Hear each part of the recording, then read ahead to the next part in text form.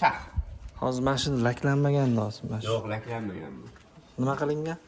Chaqlangan, 3 marta polirovka qilingan, 1 marta polirovka qilingan, karsir bilan yuvilgan, Ha.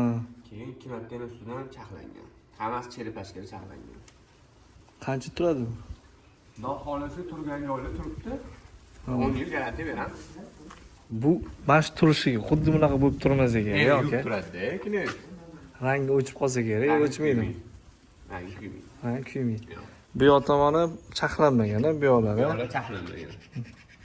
Bu yoqlar chaqlanmagan, chaqlangandan keyin holati va bunaqa yiltillab chiqadigan bo'lyapti.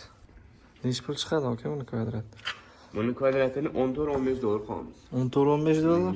12 dollardan qiladigan qanaqa?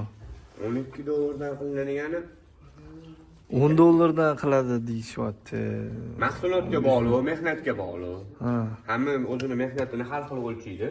Tatak bu Malibu bo'lsa, misol uchun Lacetti'dagi chiqadi, to'g'ri. Bunaqa sizdan bo'ladi. Ha, ko'rinishi Pulga boshqa yarashadi, narsa. hamma narsa. Ha.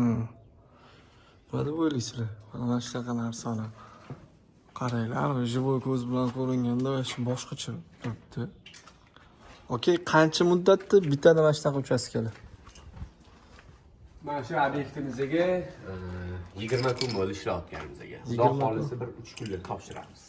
Ha, 20 kunda bemalol qilib berasizlar. Toshkent, O'zbekiston bo'ylab to'g'ri? Albatta. O'z narxlarning boshlanishi qanaqa? Narxlar boshlanishi 10 dollardan boshlanadi. Eviga qarab tushib turadi. Ha, bu eng premium ish. To'g'ri? Qancha narsa ham bor. Hatta bundan ham zo'r qilib bera olasiz. Qila olamiz. Zo'r.